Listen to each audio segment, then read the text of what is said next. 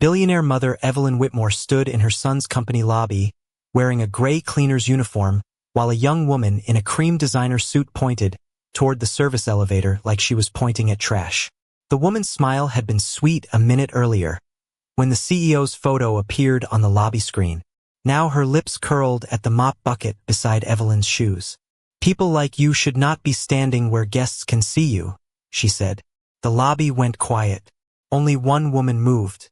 3 hours earlier, Evelyn Whitmore stepped out of a rideshare 2 blocks from Whitmore Foods headquarters in downtown Atlanta and pulled the brim of a plain navy cap lower over her forehead. The morning crowd moved around her in polished shoes, pressed suits, perfume, leather briefcases, and phones held close to busy mouths. She carried no designer purse, no driver, no security detail. Just a plastic employee badge with the word temp printed in black and a rolling cleaning cart that squeaked every few feet. On the left side of her uniform, almost hidden near the collar, was a small pearl brooch shaped like an olive leaf. It looked too delicate for the rough gray fabric, but no one in the lobby looked long enough to notice. Inside, Whitmore Foods shone like money had been poured into the walls. White marble floors, glass elevators, a giant digital screen showing smiling families eating boxed meals from the company's charity campaign. Above the reception desk, Marcus Whitmore's portrait glowed under the words "Legacy Dinner Tonight." Evelyn paused just inside the revolving doors. A young security guard looked up, saw the cart, then looked past her. "Deliveries and cleaning staff use the back entrance," he said. Evelyn lowered her eyes. "First day. They told me to report here." He sighed and tapped his tablet, already bored. "Name? Eve Lawson." Before he could answer, laughter floated from the seating area near the fountain. 3 women sat there like they owned the air. Brianna Cole sat in the center. Smooth dark skin, perfect makeup, cream suit, gold watch flashing each time she lifted her hand. Beside her, 2 other candidates whispered over coffee cups. They were there for the private pre-dinner interviews, the kind of interviews people pretended were about charity boards and family values, when everyone knew Marcus Whitmore was also being pushed to choose a future wife.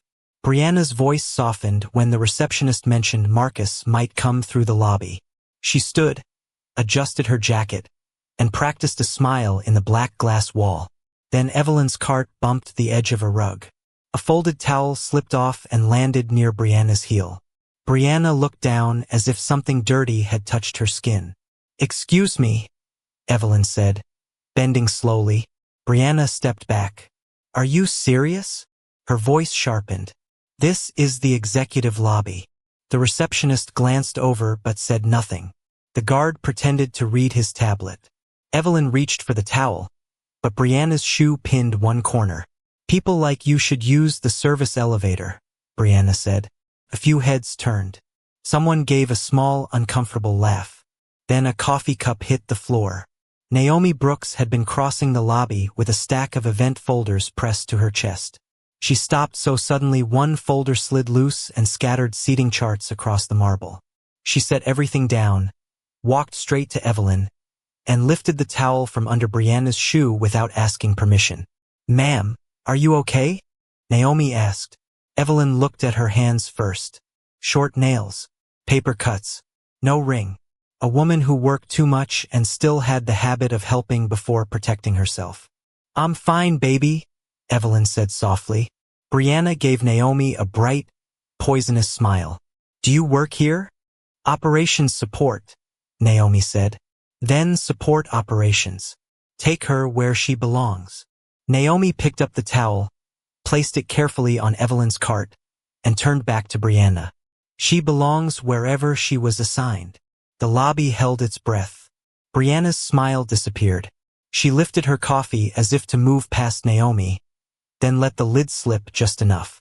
Hot brown liquid splashed across Naomi's pale blue blouse, spreading fast over the fabric. Naomi sucked in a breath but did not step away.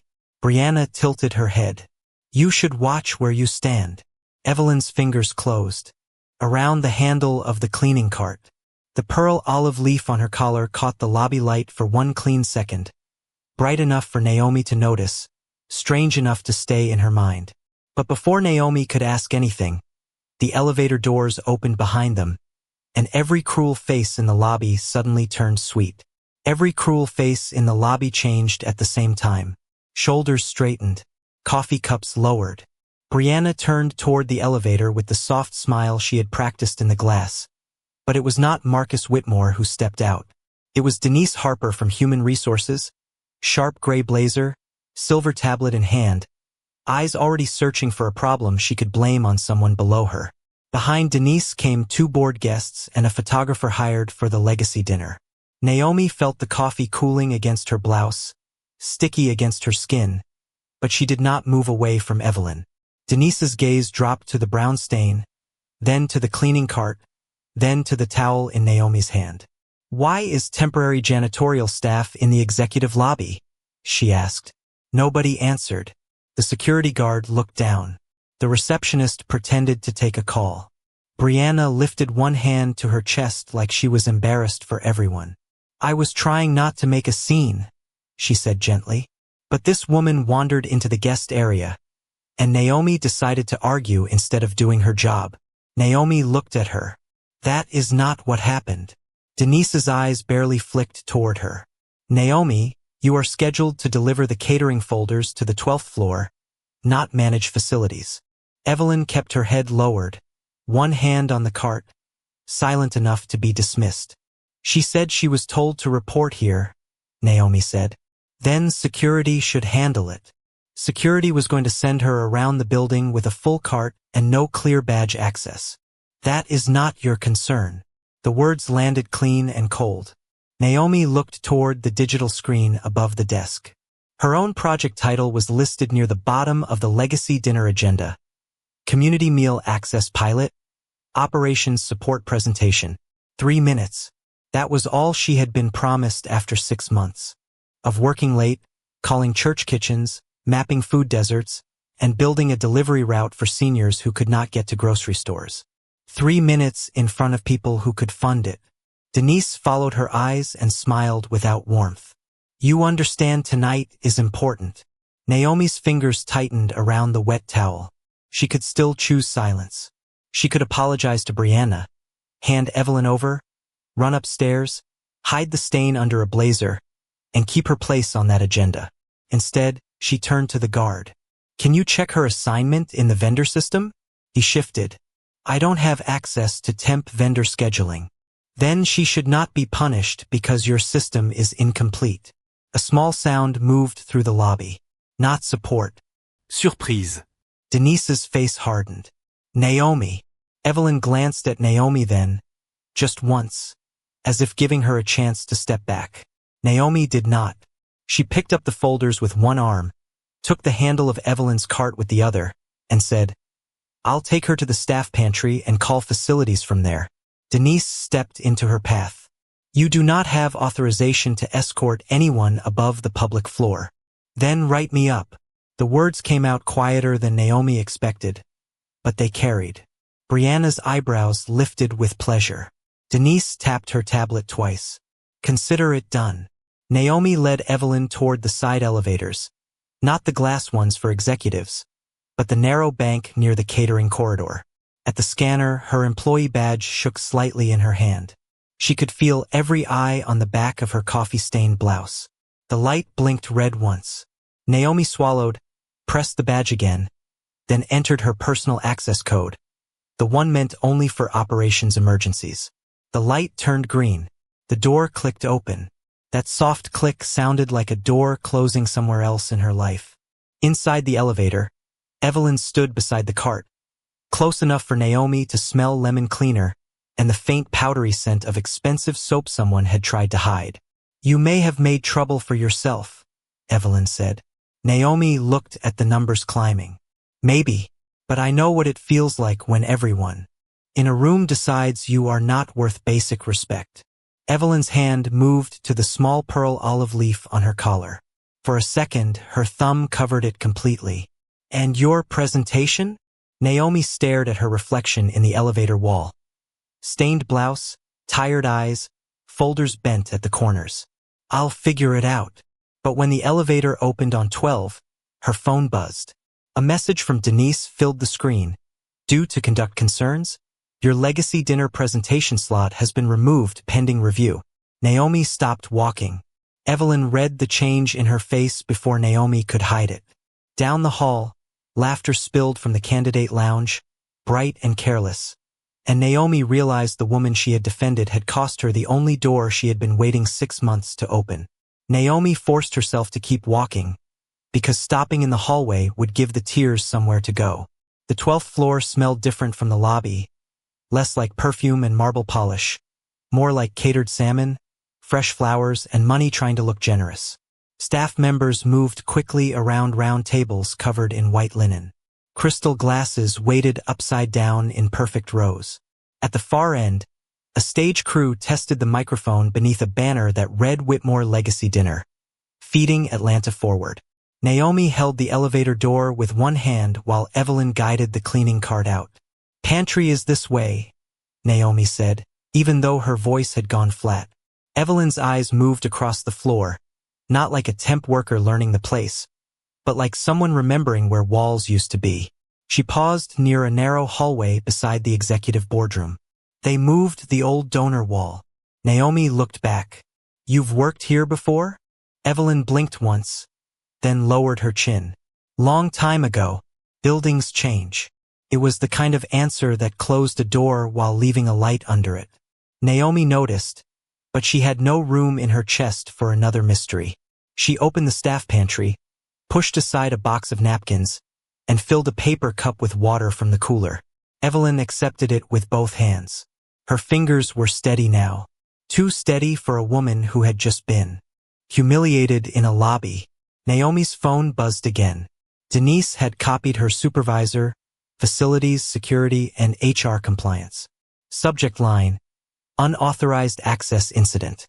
Naomi read only the first sentence before locking the screen. Evelyn watched the movement. "They took something from you." Naomi gave a small laugh with no humor in it. "They took 3 minutes. 3 minutes can be a lot. It was tonight. I built a meal access pilot for senior apartments south of I-20. Routes, church kitchens, volunteer drivers, allergen forms, cost projections. I was supposed to pitch it before the donors started writing checks."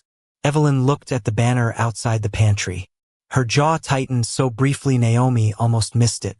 "And now," Naomi folded the paper cup sleeve into a flat little square. "Now I am under review for helping a woman find the right floor." In the silence that followed, a man in a dark suit appeared at the pantry entrance. He was older, with a trimmed white beard and the careful posture of someone trained to notice everything. His badge said R. Bell Legal. The moment he saw Evelyn, his face changed. Not shocked, not confused, alarmed. Evelyn lifted one finger barely an inch. The man stopped speaking before he began. Naomi saw it. "Do you two know each other?" she asked. Mr. Bell recovered quickly. "I was just looking for the green room." "That's across the hall," Naomi said. He nodded, but his eyes stayed on Evelyn's pearl olive leaf brooch. Then he left without another word. Evelyn set the paper cup down. Some people recognize old things. Naomi touched the edge of her stained blouse, suddenly aware that the brooch did not belong to a thrift store uniform. Up close, the pearls were not plastic. The little gold stem was worn smooth at the tip, like someone had rubbed it for years before making hard decisions. "That pin," Naomi said. "Is it from Whitmore?" Evelyn's hand moved to it. It belonged to a woman who believed nobody should be invisible in a place they helped build. "That sounds like something they'd put on a plaque." Evelyn looked toward the hallway where workers in black aprons carried trays no guest would notice unless one slipped. "Plaques are easy. Memory is harder." Before Naomi could ask what that meant, Evelyn's phone vibrated inside the pocket of her gray uniform. Not a cheap phone. A slim black one with a privacy screen. Naomi saw only one name flash before Evelyn turned away. Marcus.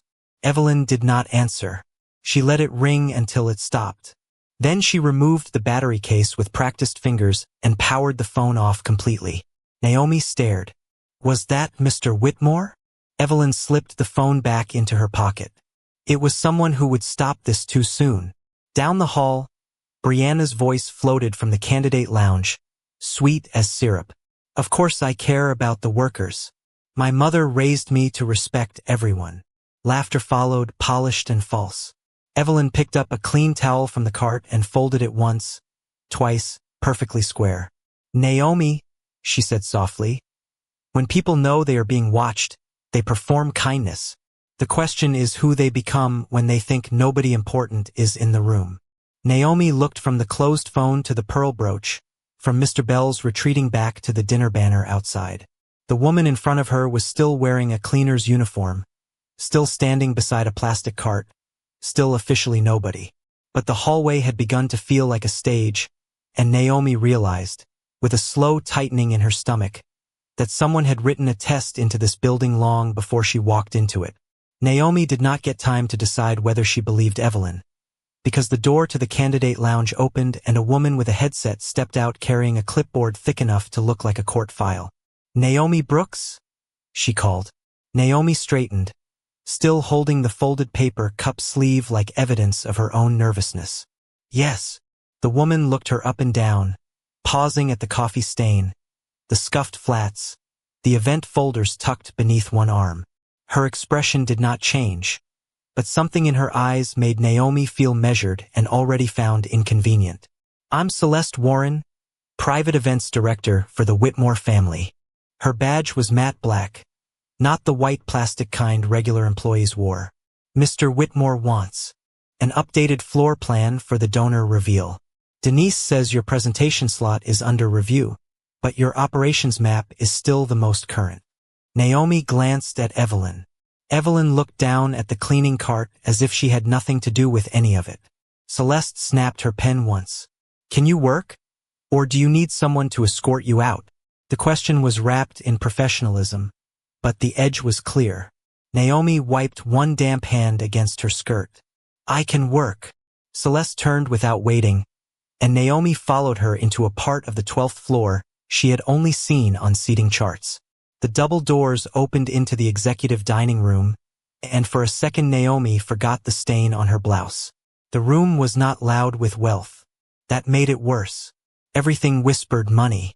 Low cream chairs, fresh orchids in square glass bowls, a wall of wine locked behind temperature-controlled glass, name cards printed on thick cotton paper.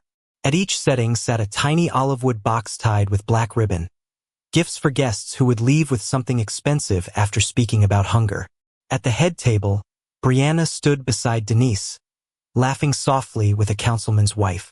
She looked over Naomi's stained blouse and smiled, as if the stain had done exactly what it was hired to do. Celeste placed the clipboard in Naomi's hands. "Problem. We have 3 donor tables too close to the press riser, 2 board members refusing to sit beside each other, and a late request from Mr. Whitmore to add space for community partners." Denise cut in before Naomi could answer. "Naomi is support staff, Celeste. This is above her level." "Then I hope above her level arrives in the next 4 minutes, Celeste said, "because Marcus wants it fixed before he comes down." Naomi felt the room tilt toward her. Brianna's friends watched over champagne flutes. A waiter paused with a tray of folded napkins. Naomi spread the floor plan across a side table and forced herself to see it as a route map, not a rich people puzzle. Exits, kitchen path, donor sightlines, wheelchair access, press angles. The same logic as food delivery, just dressed in linen. She moved the press riser 6 feet left, swapped 2 board members with a nonprofit director between them, placed community partners closer to the center instead of the back, and opened a lane from the kitchen so servers would not have to squeeze behind the mayor's table. Celeste leaned in. "Why move the senior center guests there?" "Because the camera angle catches them when Marcus speaks about the meal program," Naomi said, marking the paper. "If you seat them in the back, it looks like they are props. If you seat them here, they become witnesses." The room went still for half a beat. Celeste looked at her differently then. Not kindly. Seriously. "Print this." Denise's mouth tightened. Brianna stepped closer, perfume arriving before her voice. "That is a thoughtful little idea, Naomi. Very touching. But donors may feel awkward if you make the room too community-facing." Naomi capped the marker. It is a community dinner. Brianna's smile sharpened. It is a legacy dinner. Evelyn entered then with her cart, quiet as a shadow at the edge of the room. A junior server nearly blocked her, but Naomi reached out and opened the service door without looking away from Brianna. Legacy should survive being seen by the people it claims to serve. Celeste's pen stopped moving. Denise took one step back, already calculating. Brianna's eyes slid from Naomi to Evelyn, then to the pearl brooch on the gray uniform. For the first time, she did not look amused. She looked interested. Naomi noticed too late. Brianna turned to Denise and whispered something behind her champagne glass. Across the room, Celeste handed Naomi a fresh black blazer from a garment rack. "Cover the stain," she said. "You may still be needed tonight." Naomi took it, knowing a door had opened, but also knowing someone had just decided to make sure she walked through it bleeding. Naomi slipped into the black blazer in the service hallway, but she did not button it. The coffee stain still showed at the collar, a brown crescent no expensive fabric could fully hide.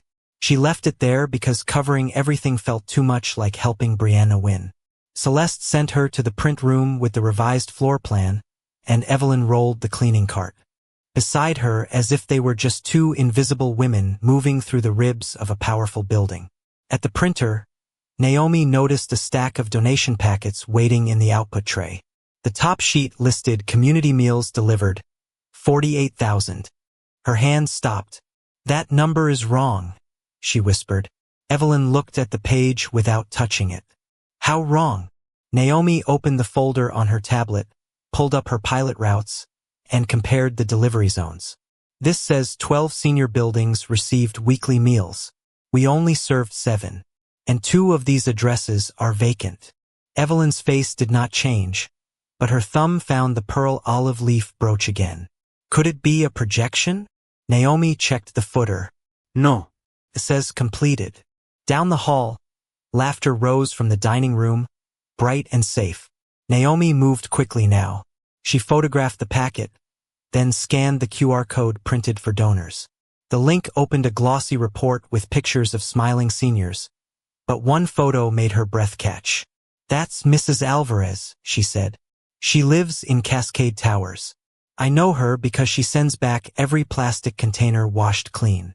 She zoomed in. The caption claimed the meal came from a Whitmore-funded kitchen on Auburn Avenue. Naomi shook her head. "That kitchen closed 6 months ago after the freezer broke."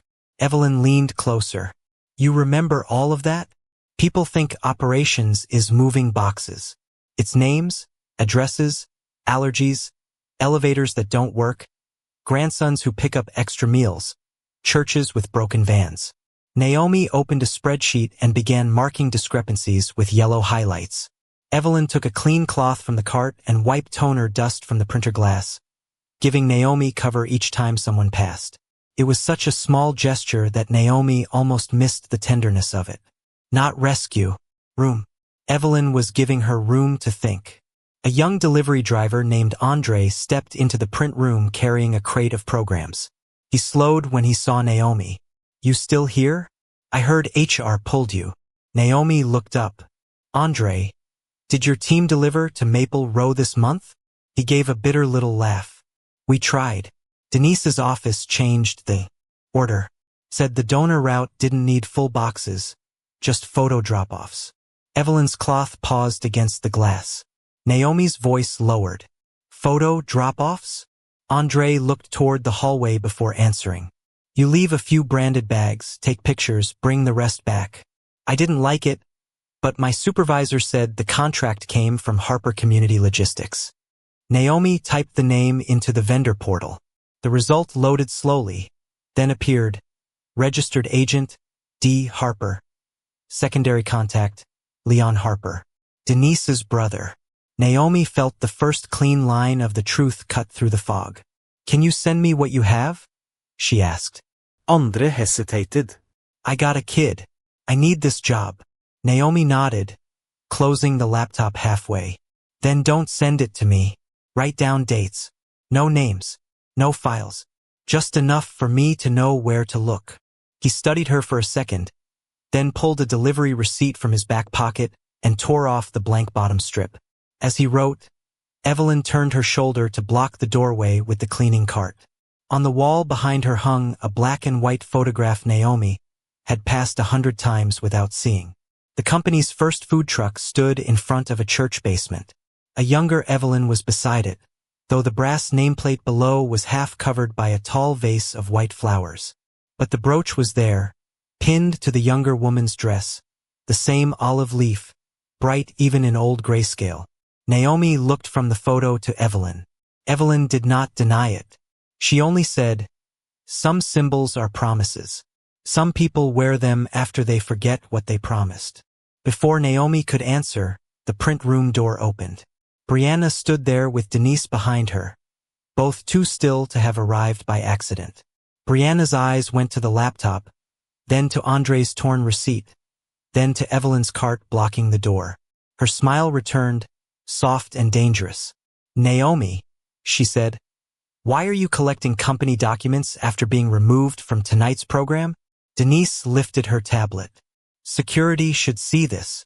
Naomi closed her laptop, but she knew from the way Brianna looked at her that the small win had already become a threat, and threats in buildings like this were never left alone for long. Denise did not call security loudly. She did it softly, which made it worse. She stepped into the print room with the calm face of a woman protecting a company from a problem, not creating one. "Naomi, I need you to step away from the laptop." Brianna stood behind her with her phone lowered at her side, camera already recording in that casual way people used when they wanted proof but not accountability. Andre folded the torn receipt into his palm. Naomi saw the movement, saw his fear, and made her first decision before anyone asked. She slid the laptop toward Denise, screen closed, and placed both hands flat on the counter. "I'm not stealing documents." Denise sighed, almost sadly. "No one said stealing." Brianna's voice floated in, gentle enough for the hallway to hear. "We're just concerned." First she escorts an unidentified cleaner into restricted areas. Then she's found collecting donor materials after HR removed her from the program. The words were clean, professional, almost reasonable. That was Brianna's gift. She could dress cruelty in concern and make a room nod along. 2 security officers arrived, one young and nervous, one older with a hand resting near his radio. People gathered outside the print room, pretending to need programs and napkins. Denise opened Naomi's laptop. The screen woke to the spreadsheet of highlighted discrepancies. Beside it sat the donor packet Naomi had photographed. "Why were you accessing confidential development materials?"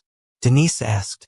Naomi looked at the open doorway, at the faces waiting for her to sound defensive. "Because the meal numbers in that packet don't match the delivery routes."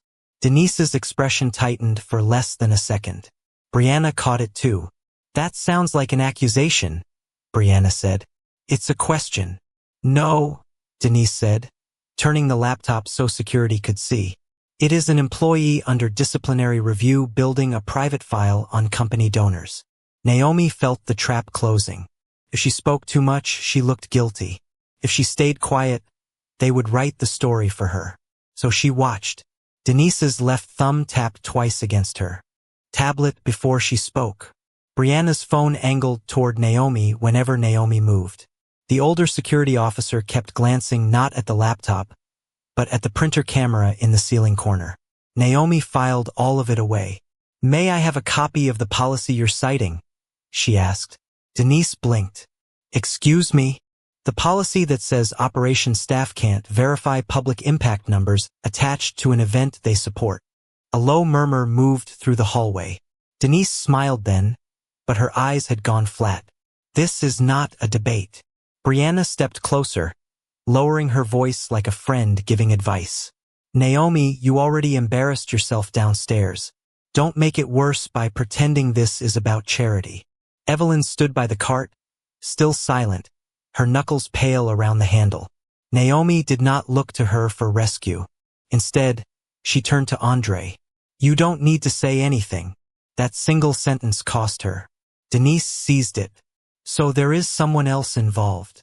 "No, you just implied there was." Brianna lifted her phone higher. This is exactly how internal sabotage starts. One unhappy employee, one confused temp worker, and suddenly confidential files go missing before a major donor dinner. The phrase confused temp worker landed on Evelyn like a slap, but she kept her head bowed. Denise opened the hallway feed on her tablet. The video showed Naomi scanning her badge at the side elevator with Evelyn and the cart. Then another clip, Naomi entering the print room. Then the laptop screen with donor files.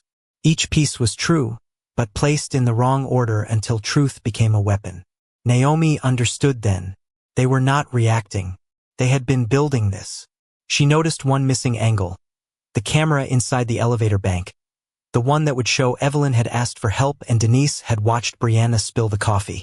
She noticed another, the print room audio was off, though every event microphone on the floor was being tested. I want the full camera log preserved, Naomi said. Denise's smile vanished. You are in no position to request anything. Then I'm asking security to note that I requested preservation before footage disappears. The older officer's eyes flicked up. He heard the legal weight in the sentence. Denise heard it too. Brianna's face hardened for the first time. Then Denise did what powerful people did when facts began to move against them. She changed the audience. 10 minutes later, Naomi was marched not to HR, but into the edge of the legacy dinner reception, where guests had begun arriving under warm lights and soft piano music. Denise made sure everyone could see the stained blouse beneath Naomi's borrowed blazer. Brianna touched Marcus Whitmore's arm near the entrance, speaking with wounded grace. I hate that this happened tonight, she said, just loud enough. Your staff deserves better leadership. Marcus turned toward Naomi, confusion crossing his face. He saw security. He saw Denise's tablet. He saw Evelyn in the cleaner's uniform behind them, head lowered. And before Naomi could explain, Denise announced, Mr. Whitmore, we have an unauthorized access incident involving donor files, restricted floors, and a temporary cleaning worker. Naomi Brooks has been placed under immediate investigation. The room went quiet in the way rooms go quiet when people are deciding whether to pity you or condemn you. Naomi stood beneath the legacy dinner banner, folders pressed to her chest like a shield, and realized the lie had finally found its stage. Marcus did not speak fast enough. That was what Naomi would remember later. Not that he condemned her, not that he called her guilty, but that his silence stood in the room before any truth could. Denise held the tablet like evidence. Brianna stood near Marcus with one hand lightly touching his sleeve, her face arranged into concern. The guests watched Naomi beneath the gold banner that said Feeding Atlanta Forward, and every second Marcus waited made the lie grow taller. Naomi, he said at last, careful and public. We need to review this properly. The word landed harder than an accusation. Denise nodded as if he had confirmed everything. Security will escort her out pending investigation. Naomi looked at him, searching for the man who had asked for community partners to be moved closer to the center of the room, the man who said the company needed to hear from people it claimed to serve. He looked back at her with conflict in his eyes, but conflict did not open doors. It did not stop security from taking her badge. The older officer removed it gently, almost apologetically, but the click of the clip coming off her blazer sounded final. In the service hallway, Denise took the event folders from Naomi's arms. You are not to contact donors, vendors, or staff about this matter. Naomi's jaw tightened. Even if the numbers are false? Denise leaned in. Her perfume was clean and expensive. Especially then. Outside the building, the evening air hit Naomi through her damp blouse. Her phone buzzed once. Her supervisor had suspended her system access. A second message came from her landlord about late rent. A third, from her mother. Baby, did the presentation happen? Naomi locked the screen. She could not answer that one yet. She walked to the bus stop 2 blocks away because taking a rideshare would mean choosing pride over groceries. The bench was half wet from a spilled drink. She sat on the dry edge and opened her bag. Inside was the torn bottom strip Andre had written on, folded into the lining beneath her wallet. He had slipped it there when security moved around them. For dates. 2 route numbers. 1 vendor initials. HCL. Her hands shook, but she smiled once, small and tired.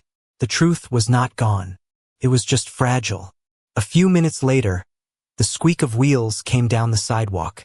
Evelyn appeared under the bus shelter, still pushing the cleaning cart, gray uniform wrinkled, cap low. For the first time all day, she looked old. Not weak, but tired in a way that came from carrying more than one secret. "You should not be out here alone," Naomi said. Evelyn gave a soft laugh. "I was about to say that to you." Naomi looked away. "You cost me my job." Evelyn did not defend herself. That made the words hurt more. "I know.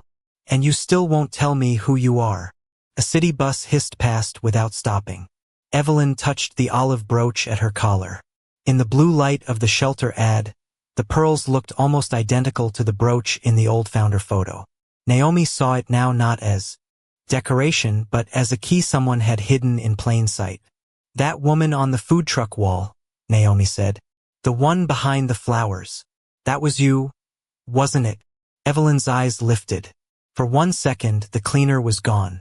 The woman underneath looked directly at Naomi, steady enough to silence traffic. "I helped build the first kitchen," she said, "and I am trying to find out who turned it into a performance." Naomi breathed in slowly. Anger and understanding collided so hard she had to grip the bench. "Then stop testing people and start telling the truth. If I reveal myself too soon, they will bury whatever they have not already buried." Evelyn looked toward the glowing tower of Whitmore Foods. "But after what they did to you tonight, waiting is no longer clean." Naomi's phone buzzed again. This time it was a voicemail from her mother. She pressed play by accident. Her mother's voice came through small and worried. "Baby, I found one of my old termination letters. The man who signed it was named Harper. Is that the same woman you told me about?" Naomi froze. "Harper. Denise Harper. HCL Harper Community Logistics." Her mother's firing. The fake meal routes. The charity reports. They were not separate wounds. They were one system wearing different badges. Naomi stood, all tiredness leaving her face. She took the torn receipt strip from her bag and held it beside the voicemail screen like 2 halves of a map. "I need the full camera log," she said. Evelyn reached into the cleaning cart, lifted a folded towel, and revealed a small black access fob taped beneath the plastic rim. "Then we go where they forgot cleaners can go." Naomi looked at the tower, at the service entrance glowing under one weak light, and made the decision that would either clear her name or end every chance she had left. "No more asking them to preserve evidence," she said. "We preserve it ourselves." The service entrance opened with a metal sigh. Naomi slipped inside first, not because she was fearless, but because she knew the building's back arteries better than anyone who smiled under chandeliers. Evelyn followed with the cleaning cart, and together they moved past stacked chairs, linen, bins, and a wall clock ticking toward the dinner toast. In the basement security office, the older guard from earlier sat alone with a sandwich untouched beside his keyboard. He looked at Naomi, then at Evelyn, then at the black access fob in Evelyn's hand. "I was wondering when someone would ask for the full feed," he said. Naomi stepped forward. "Not clips. Full feed. Lobby, side elevator, print room, donor hall, and bus stop exterior if it mirrors to city traffic." He did not move. "That request has to come from executive authority." Evelyn removed her cap. Slowly, the room changed before she spoke. The guard stood so fast his chair rolled back. "Mrs. Whitmore." Naomi closed her eyes for one breath, not shocked anymore, but hurt by the confirmation. Evelyn did not look away from her. "Now you know." The guard pulled up the files. Naomi leaned over the desk, pointing with the torn receipt strip. "Start here. Brianna's coffee spill. Then don't cut when Denise enters." On the screen, the lobby played back without mercy. Brianna's shoe on the towel. Naomi helping, coffee tilting on purpose. Denise watching before pretending not to. Next came the elevator log.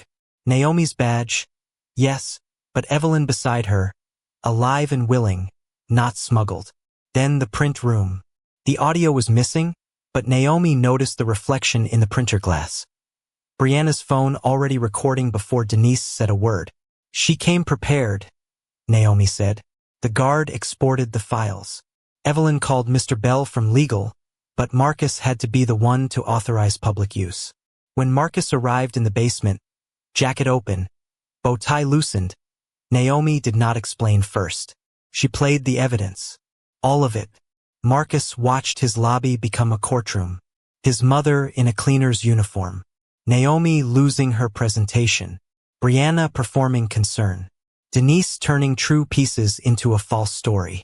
His face did not break until the vendor records appeared. Harper Community Logistics. Leon Harper. Fake delivery counts. Closed kitchens billed as active. Naomi opened her mother's termination letter on her phone and placed it beside the vendor file. This isn't one mistake, she said. It's the same people. Removing workers who see too much. Marcus swallowed. I should have stopped them upstairs. Naomi looked at him. Yes, but don't apologize yet. Prove it. They returned to the legacy dinner through the service corridor while dessert plates were being cleared. On stage, Brianna was speaking into the microphone, voice soft, hand over her heart. I believe a family legacy is measured by how we treat the least visible among us. Evelyn stepped into the ballroom still wearing the gray uniform. Marcus followed. Naomi came last, carrying a laptop and the old olive brooch photo printed from the founder archive. The room quieted in pieces. Evelyn walked to the microphone. Then let us measure it. Brianna's smile froze. Denise stood so quickly her chair scraped the floor. Marcus connected the laptop to the main screen. Before anyone leaves, he said, this company owes the truth to the woman it publicly humiliated tonight. Denise lifted her voice. Mr. Whitmore, this is an active HR matter. Naomi clicked play. The lobby footage filled the wall. No edits. No merci. Guests watched Brianna pin the towel under her shoe. Watched the coffee spill. Watched Denise arrive after seeing enough to know the truth. Brianna shook her head. That angle is misleading. Naomi played the phone reflection from the print room. Brianna's own screen glowed red before the confrontation began. Marcus turned to her. You were recording before you claimed concern. Brianna opened her mouth, then closed it. Denise tried again. The donor files were still accessed improperly. Naomi moved to the next slide. Delivery routes, vacant addresses, closed kitchen, Harper registration, Andre's dates, her mother's letter. I accessed numbers attached to a public charity claim, Naomi said, and the numbers led to your brother. The ballroom became so silent the ice in someone's glass cracked loud.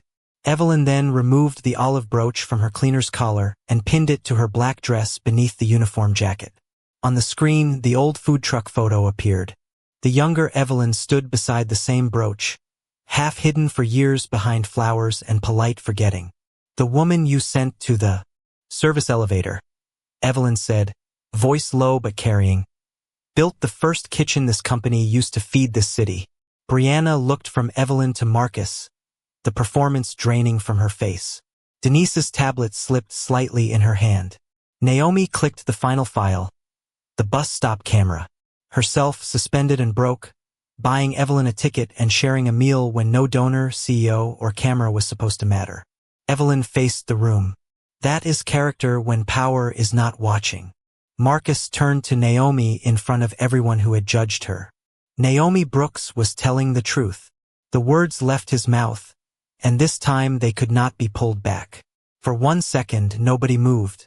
Then the ballroom did what guilty rooms always did after truth entered. It started making small sounds. A fork touched porcelain. A chair leg scraped. Someone whispered Brianna's name like it had become evidence instead of praise. Denise tried to gather her tablet, her notes, her face, but Mr. Bell was already beside her with 2 members of legal and the older security officer. Denise Harper, he said, your access is suspended pending an independent audit and referral to the appropriate authorities. Denise looked at Marcus as if power might still protect her. Marcus did not look away, but he did not rescue her either. Every contract connected to Harper Community Logistics will be frozen tonight, he said. Every worker disciplined under your reports will be reviewed. Denise's mouth opened. No words came out clean enough to use. Brianna stepped back from the stage, shaking her head, tears arriving exactly when witnesses mattered. Marcus, I made a mistake. I was under pressure. I never meant for it to go this far. Naomi watched her without hatred. That surprised her most.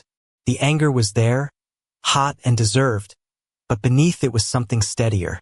You meant for it to go far enough to ruin someone you thought could not answer back, Naomi said. Brianna's father rose from a donor table, face tight with embarrassment. But Evelyn spoke before he could turn the moment into family damage control. The Cole Foundation's partnership with Whitmore is terminated effective tonight. Publicly. With cause. Brianna's tears stopped like a light switched off. Around the room, the people who had laughed in the lobby looked down at their folded napkins. Marcus stepped toward Naomi, but he stopped at a respectful distance. I owe you an apology in front of the same people who watched me fail you, he said. His voice was rough now, not polished for donors. I saw enough to pause, but not enough to protect you. I let procedure stand where courage should have stood. I am sorry. Naomi looked at him for a long moment. An apology is a start. It is not a repair. Marcus nodded. Tell me what repair looks like. So she did. Not softly. Not bitterly. Clearly. Her mother's termination would be reviewed and publicly corrected. Every low-wage employee disciplined by Denise's office would get an outside appeal. The meal program would be rebuilt with drivers, kitchen workers, seniors, and church partners on the advisory board, not hidden in the back row for pictures. And no one would ever again be forced to report abuse to the same office that benefited from silencing them. Evelyn listened with the pearl olive brooch in her palm. When Naomi finished, she crossed the stage and placed the brooch in Naomi's hand. This was never meant to decorate power, Evelyn said. It was meant to remind it what it owes.